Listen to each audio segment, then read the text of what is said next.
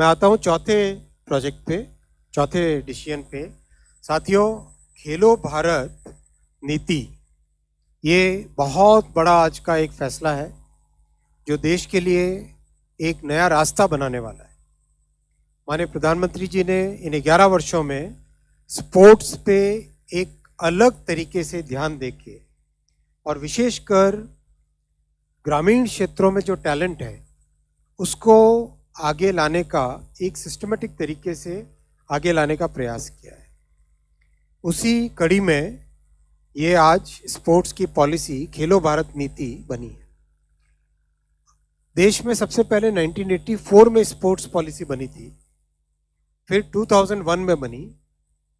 2001 का जो एक्सपीरियंस रहा पिछले 20 वर्षों का और इन 10 वर्षों में जो सुधार हुए उसके बेसिस पे 2025 में आज नई पॉलिसी बनी, अप्रूव हुई, जो कि स्पोर्ट्स के होलिस्टिक डेवलपमेंट के लिए काम में आएगी। हम सब जानते हैं कि हमारे सामने एक विकसित भारत का बड़ा एक गोल रखा हुआ है प्रधानमंत्री जी ने पूरे देश के सामने। इस विकसित भारत को इंक्लूसिव बनाना है और इसके जितने भी आयाम हैं, चाहे एजुकेशन हो, चाहे स्पोर्ट्स हो, चाहे टेक्नोलॉजी हो, चाहे मैन्युफैक्चरिंग हो, चाहे स्टार्टअप इकोसिस्टम हो, एग्रीकल्चर हो, फार्मास्यूटिकल्स हो, हर क्षेत्र में नए इनिशिएटिव्स लिए जा रहे हैं।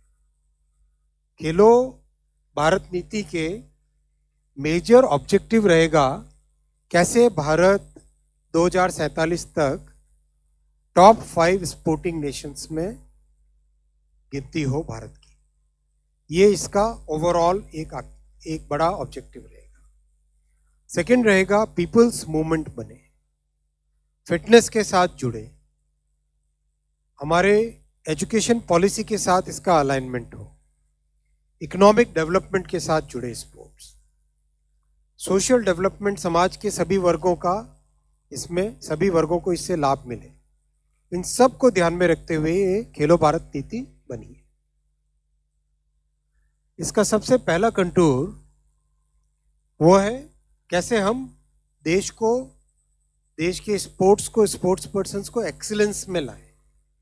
और इसका बहुत अच्छा एक मेथोडिकल सिस्टम बनाया गया है।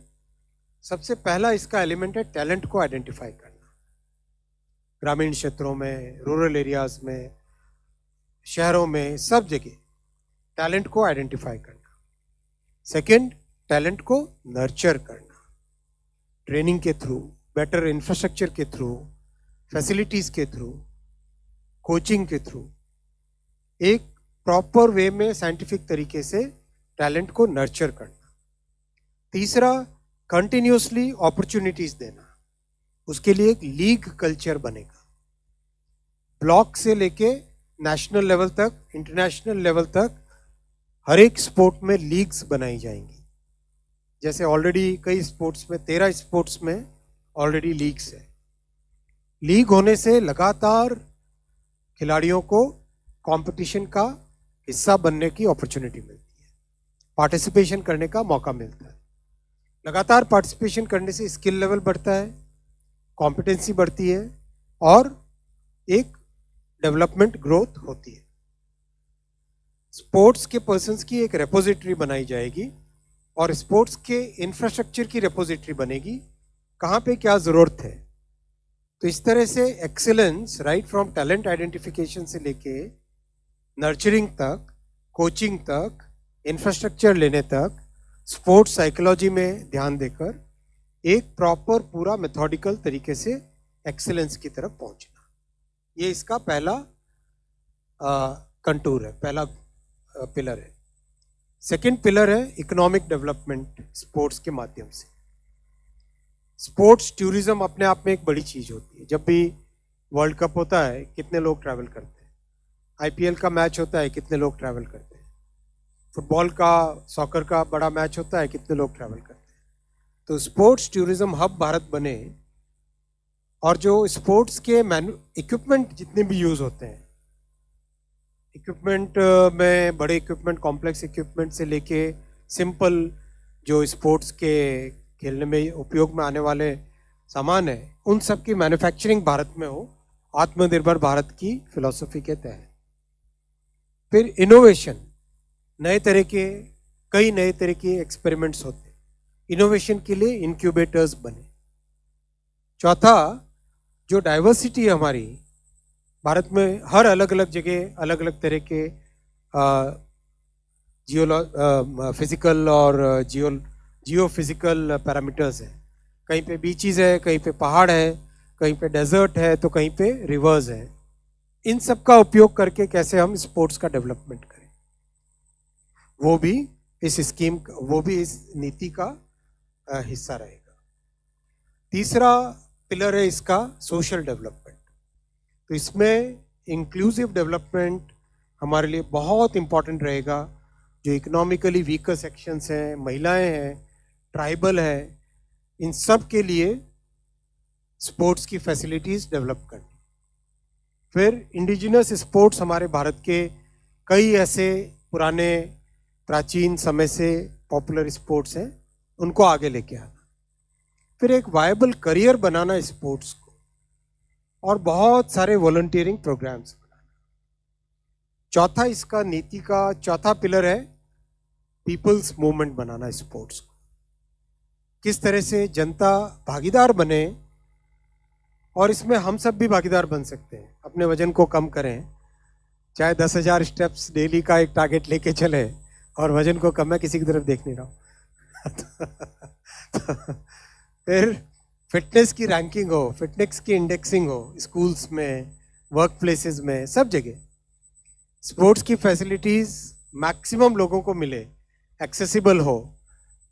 Fitness programmes, yoga challenge, family sports weekends, एक तरीके से जैसा कई सोसाइटीज़ में देखा हमने कि स्पोर्ट्स एक ज़िंदगी का हिस्सा है, वैसा ही भारत में बनाने का इसमें प्रयास रहेगा इस नीति के तहत।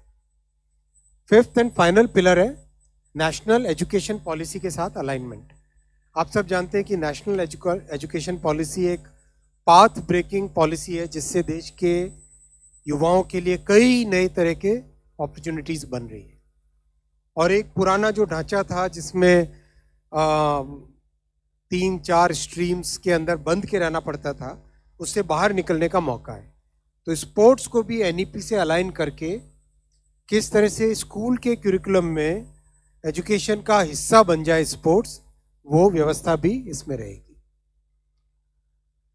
इस पूरे पॉलिसी को इम्प्लीमेंट करने के लिए एक अच्छा फ्रेमवर्क बनाया गया है, जिसमें स्पोर्ट्स के गवर्नेंस से रिलेटेड, टेक्नोलॉजी यूज करने का, और डेटा ड्रिवन मॉनिटरिंग और इम्प्लीमेंटेशन, और हर जगह पीपीपी सीएसआर का स्पोर्ट्स में इंक्लूड करना, जिससे कि सभी का पार्टिसिपेशन हो सके। इस पूरे प्रोसेस में बहुत बड़ा कंसल्टेशन प्रोसेस लगा है, और इसके आगे इम्प्लीमेंटेशन के दौरान भी कंसल्टेशन आगे होगा, और सारे के सारे मिनिस्ट्रीज, डिपार्टमेंट्स, राज्य सरकार, सबको कंसल्ट करके होल ऑफ द गवर्नमेंट के अप्रोच के साथ इसको इम्प्लीमेंट करेंगे। एक तरीके से इस पॉलिसी के इम्प्लीमेंटेशन से जो बड़ा गोल प्रधानमंत्री जी ने हम सबके सामने, देश के सामने रखा है, विकसित भारत बनने के समय Bharat among the top 5 sporting Nations में शामिल हो, भारत की गिनती वैसी हो, वो इस नीति से अचीव करेंगे।